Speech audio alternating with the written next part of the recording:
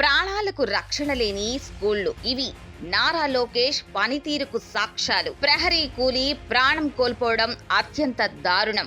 ఏపీలో పాఠశాలల దుస్థితి ప్రభుత్వ నిర్లక్ష్యానికి నిదర్శనం. విద్యార్థి మృతికి ప్రభుత్వమే బాధ్యత వహించాలి. నిన్ననే ఓ మాట అన్నారు సీఎం చంద్రబాబు. విద్యకు తన ప్రభుత్వం ప్రాధాన్యత ఇస్తుంది అని. టీడీపీ ప్రభుత్వం విద్యాశాఖకు ఏమాత్రం ప్రాధాన్యత ఇస్తుందో సాలూరు ఘటన చెప్పకనే చెబుతుంది. ఏపీలో ప్రభుత్వ పాఠశాలల నిర్వహణ పూర్తిగా గాడి తప్పింది. విద్యార్థుల ప్రాణాలకు రక్షణ లేకుండా పోయింది. తాజాగా సాలూరు నియోజకవర్గంలో పాఠశాల ప్రహరీ కూలి 10వ తరగతి విద్యార్థి దుర్మరణం చెందడం అత్యంత బాధాకరం, తీవ్ర మనోవేదనకు గురిచేసే ఘటన.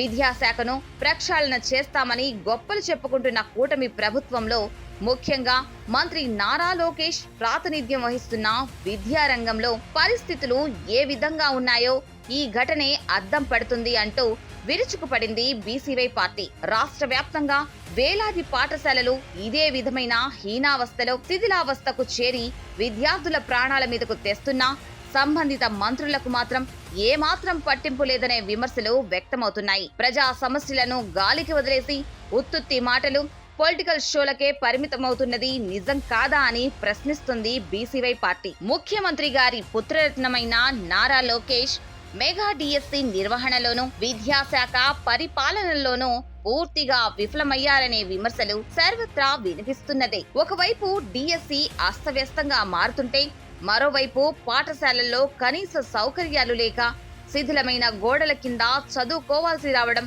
పసివాళ్ల ప్రాణాలతో చెలగాటమాడడమే అవుతుందంటుంది బీసీవై పార్టీ. ఈ దారుణ ఘటనపై బీసీవై పార్టీ అధినేత బోడే రామచంద్ర యాదవ్ తీవ్ర దిగ్భ్రాంతిని, తీవ్ర ఆవేదనను వ్యక్తం చేశారు. పాఠశాలల దుస్థితిని పట్టించుకొని ప్రభుత్వ వైఖరి వల్లే ఒక నిండు ప్రాణం బలైపోయిందని మండిపడ్డారు. ఇప్పటికైనా లోకేష్ తన ప్రచార ఆర్భాటాలు, షోలు మాని క్షేత్రస్థాయిలో విద్యాశాఖ లోపాలను సరిదిద్దాలని డిమాండ్ చేశారు. ఈ ఘటనకు బాధ్యులైన వారిపై కఠిన చర్యలు తీసుకోవాలని, ప్రాణాలు కోల్పోయిన విద్యార్థి కుటుంబానికి ప్రభుత్వం వెంటనే 25 లక్షల రూపాయల ఎక్స్గ్రేషియా చెల్లించాలని బీసీవై పార్టీ గట్టిగా డిమాండ్ చేస్తుంది. అంతేకాకుండా ఆ బాధిత కుటుంబ సభ్యుల్లో ఒకరికి ప్రభుత్వ ఉద్యోగం ఇచ్చి ఆదుకోవాలని ఆయన ప్రభుత్వానికి అల్టిమేటం ఇచ్చింది. ప్రభుత్వం స్పందించి తక్షణ చర్యలు తీసుకోకపోతే ఆందోళన కూడా అదే స్థాయిలో ఉంటుందని హెచ్చరించింది.